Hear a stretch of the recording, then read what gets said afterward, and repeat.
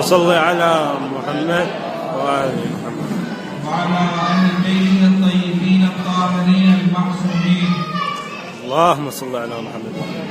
قال الله في كتابه الحكيم, certainly a messenger has come to you from amongst yourselves. Grievous to him is your falling into distress, excessively soliciting, respecting you. To the believers, compassionate. But if they turn back, say, Allah is sufficient for me and there is no God but He. On Him do I rely and He is the Lord of the mighty power. This ayah, this verse comes from Surah At-Tawbah. This means the repentance.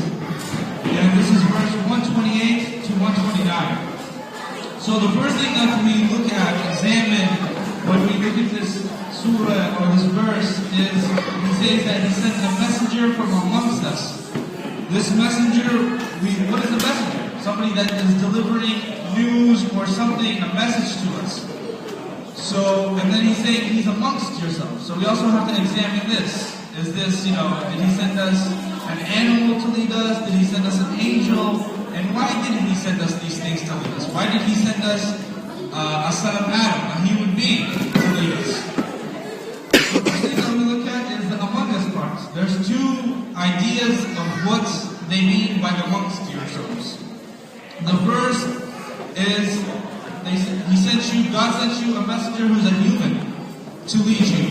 He didn't send you an animal who doesn't speak your language. When we look at dogs, they just bark. We don't understand what they're saying. Cats, meow, we don't know what they're saying. If God sent us a dog to lead us, we wouldn't know what wolf meant. We would just, so and an angel, the angels are said to be created from light. So, and our eyes as humans, we can't see angels. So he wouldn't send us something that we're not able to see. And then we also have to, because when we examine this verse, we have to realize the difference between a messenger and a prophet. There's 124,000 prophets, but there's only 3 or 4 messengers that God has sent us.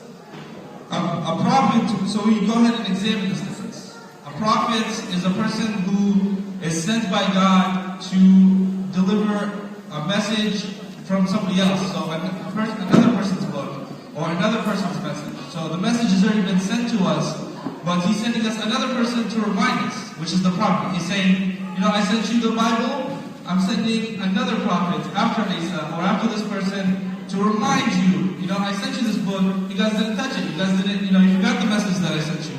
So he sends a prophet to remind us, saying, here's the book, here's what you guys missed out by not looking at it. But a messenger, they come with their own book, or their own message. And every messenger is a prophet, but it doesn't go both ways. Not every prophet is a messenger, as we know. There's 124,000 prophets, but there's not 124,000 books that have been sent to humanity. So these are the differences. And a few other differences, a messenger, not only have they delivered a message to their people, they can communicate with the angel Gabriel.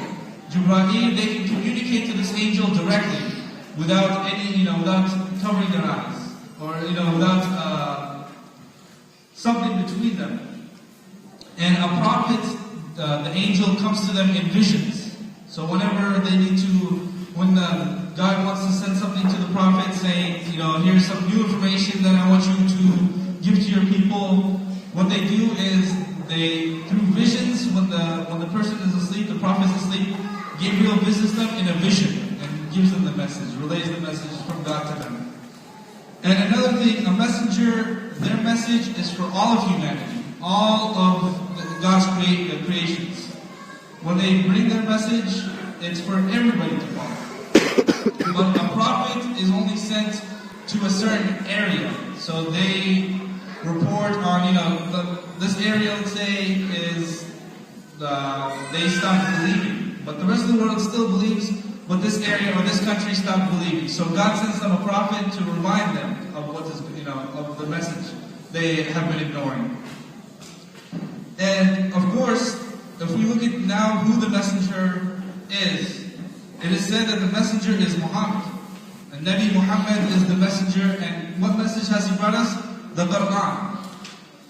And they say that now we know who this messenger is. There's another idea about what they mean from amongst yourselves. It means from your tribe.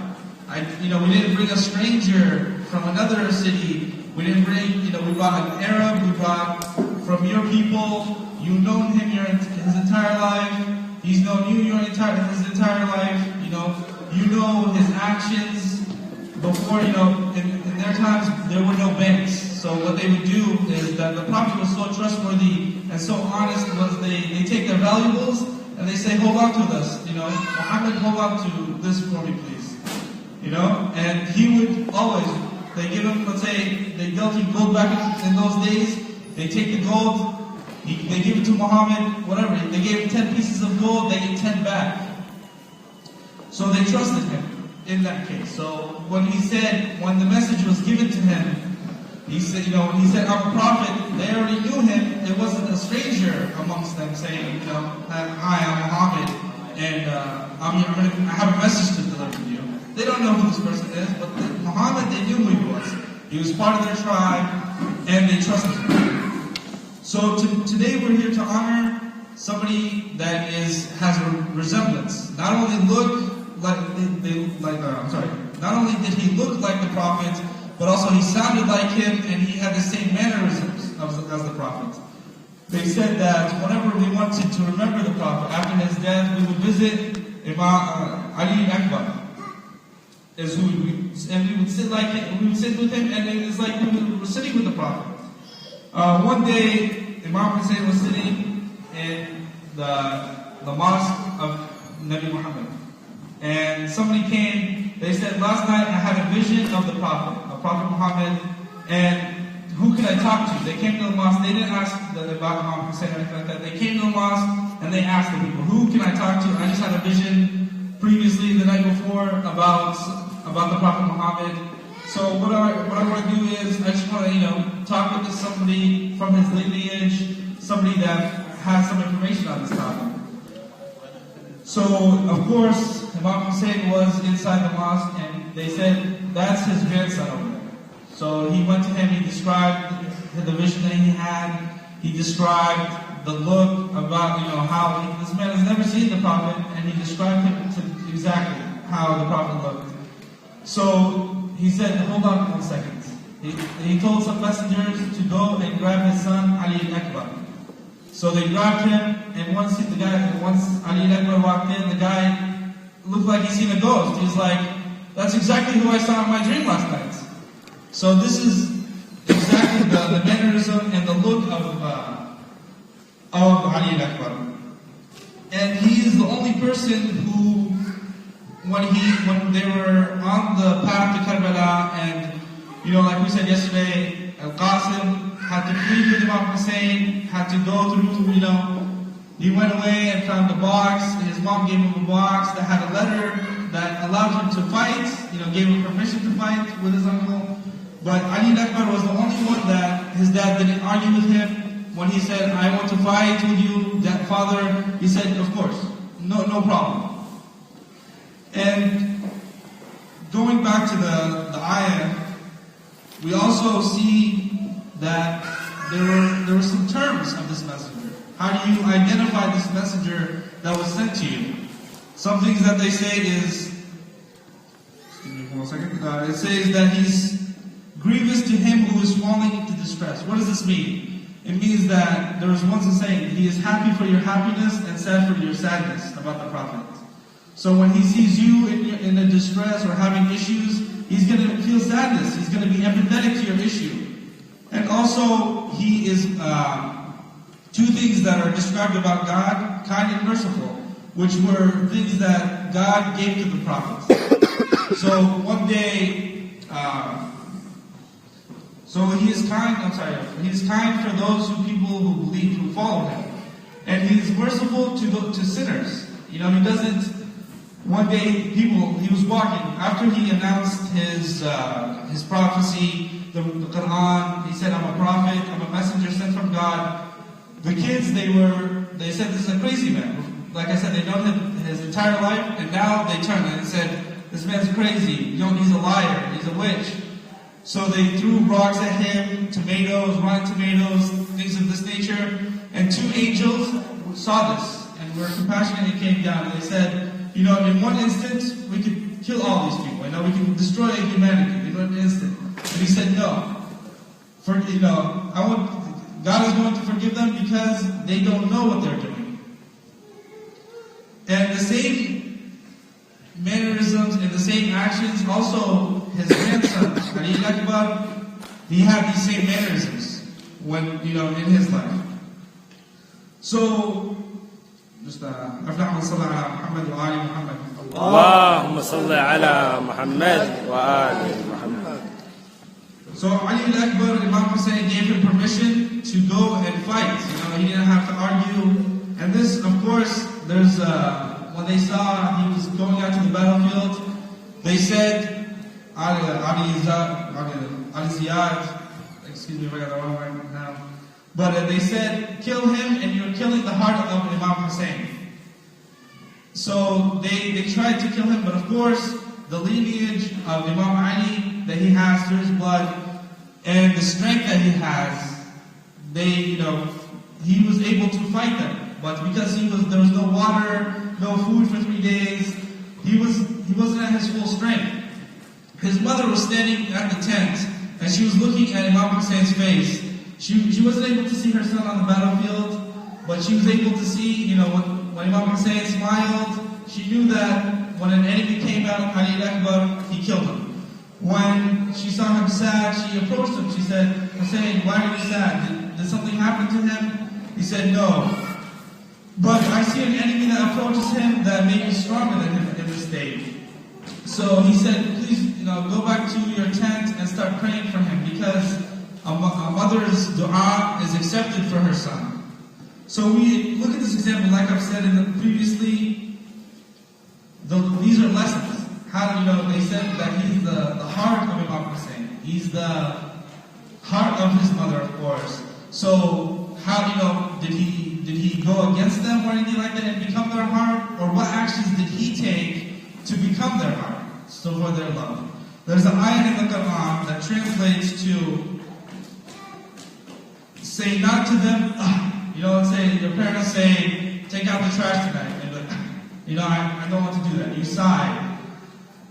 This is not an action that he did. When Imam Hussein or his mother Leila told him to do an action, he with haste performed this action. So we have to take this example from him. Because the Prophet Mohammed said, heaven lieth at the feet of mothers. So if your mother is sad with you, do you think you're going to go to heaven? If she's angry with you, if she doesn't approve of you, do you think you're going to go to heaven? No, you're not, because their approval of you, your parents' approval of you that's the key to the heaven. So, let's say your parents, they tell you to do something and you cuss at them. You tell them, no, I'm not doing this. You can't tell me what I'm going to do. Do you think that at that time you are going to enter heaven? No, you're going to go to hell. And we have to examine this. Like I said, there's lessons in Karbala, in the battle of Karbala, and the people of Karbala. This is a lesson right here about how to get our parents' approval. There's only one case where we say, no, I'm sorry, mother and father, I can't do that. I can't do the action that you asked me to. If they ask you to do wrong, so they tell you to go steal, they tell you to go kill, they tell you an action that is against God, against Ahlul Bayt al-Nabi. If they tell you this action, then of course you have to say, I can't do it because it goes against my beliefs. It goes against the beliefs of the Prophet and Ahlul Bayt. An example of this, there was a story when I heard when I was younger. There was a boy, he goes to his mother one day, he finishes school, and he comes back to his mother, and he says, Mom, look, I stole this pen today. And what does she do? She says, good, my son. You stole this pen? Good. Tomorrow bring something else. So every day, he got more, he became a thief. Later on in life, as he grew older, what did this man do? He saw somebody and he was trying to rob them. This man put up a fight. night he killed them. He killed this man and he stole. They saw who he was and the police of course came to him. This person, he was like, I want you, just one thing I want, I'll plead guilty right now, I just want one thing. I want you to bring my mother to me. So he went to pretend to kiss her and he bit out her tongue. The people were confused, why would you do this to your mother? He said, because the first action she told me what I did, instead of telling me when I brought that pen home or that pencil home, she didn't say no, return it. This is wrong. She said, good job, my son. You stole, continue to steal, continue down this path. So he's saying, because, she didn't stop me when I first entered this path, this is the reason this man is killed. So, and also, the Prophet, he was visited by a man and he was asked, I know Prophet Mohammed, I know that, my mom carried me for 9 months until I was born. To repay this debt. What am I doing right now to repay this debt? I am taking her every single year. On my back, I'm carrying her to Hajj, to complete her pilgrimage. She is sick and she can't complete the pilgrimage. So what am I doing? I'm carrying her and I'm taking her to Hajj. And I've been doing this for 5 or 6 years. It was like, have I paid off any debt? I just want to see my progress, When we have a credit card, we pay $100 and we always look at the statement and we see, how much money do I have left to pay for this, So he was trying to check on his balance. How much debt does he have to owe for his mother? So Rasulullah said, you haven't touched the surface of this debt. So he says, if you take her for every single year, and let's say every single day you carry her to Hajj, you're not going to touch this, because what she did was, your mother, when she carried me for those 9 months, she sacrificed. When she drank water, who got a portion of this water? You did, in her stomach. When she ate, she didn't get the full food, the full nutrients, the full good things of the food. No, this went to some of it went to you to keep you alive. You were connected with her with a cord. And everything she ate and drank and did was also, you were part of it. So because you were connected with her, there was no, you can't pay this debt back. So this is a lesson, like I was saying, is we have to learn, because, of course, going back to mothers, they carried us for 9 months. And this is in their stomachs, their backs hurt, there's illness in the mornings that they suffer through, labor, and of course, alhamdulillah, nowadays we have medicine to kind of ease the pain, but still, it's a very strong pain if you ask any mother or woman that has given birth, that they have to endure for you to be born. So when they ask you to do something, and it's not to benefit themselves, but to benefit you, you would say, I'm not going to do this. They say, go to school. Are you seriously forcing me right now to go to school? If you cuss at them, it's worse. And we have to take an example of this man whose parents, he was the heart of their parents. His parents were crying, they were watching him, they couldn't bear not being able to help him in his time. Somebody came to another person, another follower of the Prophet came to Muhammad sallallahu alaihi wasallam, and he said, I'm making a good living. Who should I take care of first? He said, your mother. And he said, and after that, I'm taking care of my mother, alhamdulillah. Who should I take care of? He said, your mother. And he said, again, he asked, I take care of my mother twice. How about the third or the fourth and the fifth? He said, your mother. And then he said, the fourth time, your father. Then you move on to your father. After 3 times, it's your mother.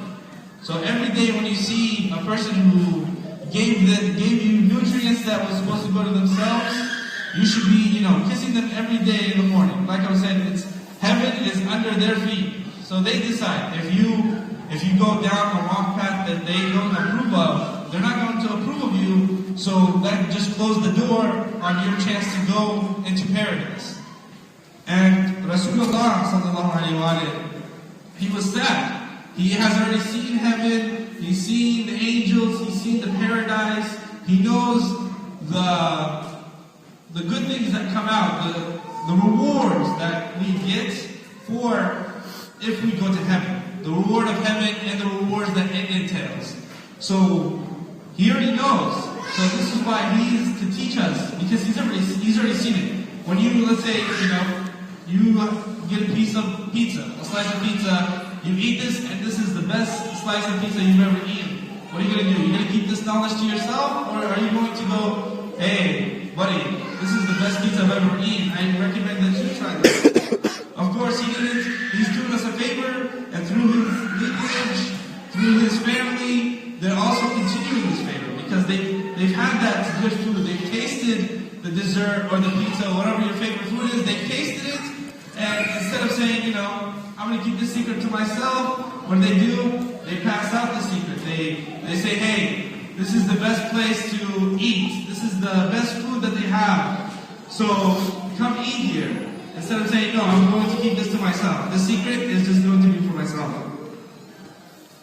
So we have to remember, don't sigh when they tell you to do something. Don't take it to the next level and say, cuss at them. Say, no, I'm not going to do this. Unless, of course, like I was saying, if they ask you to do wrong, and still in that time, you respect them. You say, mother, father, I have to apologize. My religion says I have to do this. If you're a convert to Islam and your parents drink, and one day you're in their house and you say, they offer you, would you like some beer, would you like some wine, would you like this? You say, I apologize, my religion forbids me from drinking these, and if you do bring them out, I have to excuse myself. I'm not trying to be disrespectful to you, mother or father, but I have to excuse myself because of my beliefs that I have. So we just have to keep these things in mind when we treat our parents, because the pain that they have endured to get us to this place, and the teachings, of course we all speak language, we all have some kind of knowledge, and this is of course because of our parents. If they went the haram way and right away it was like, I'm pregnant, let me get an abortion, I'm gonna die, I'm gonna kill this baby. Or done something that wouldn't be, we wouldn't be sitting here today. And actually that prevented us from sitting here. We have to respect them. We have to listen to what they say. We have to take their teachings. Because of course, they're older than us, they have experienced life, they know, let's say 30 years more experience and knowledge than us. They of course lived with people, they went to school, they know all these things. And the funny thing is, one day we were sitting, me and my friends, and of course my parents grew up in Iraq and we grew up here. So when I was a child, I was like, they don't know what kind of things, they don't know the schooling that I go to, they don't know any of these things. So we don't have a shared connection, They have 30 years of knowledge, but, it's not the same kind of knowledge. They have 30 years of Middle Eastern knowledge. They don't have 30 years of American knowledge of the things that I'm going to go through. So this is not true, because one day, like I'm saying, we were all sitting, and it was the same thing. One day my dad told me a story where he was sitting with his friends, and I looked around, and I was like, it was a realization that this is the same thing that I'm doing that my father did before me. So it's the same, it doesn't matter the place, it's the same kind of knowledge, and that is going to move from place to place. أقول قولي هذا وأستغفر الله لي ولكم وأتمنى صلى على محمد وآل محمد. اللهم صل على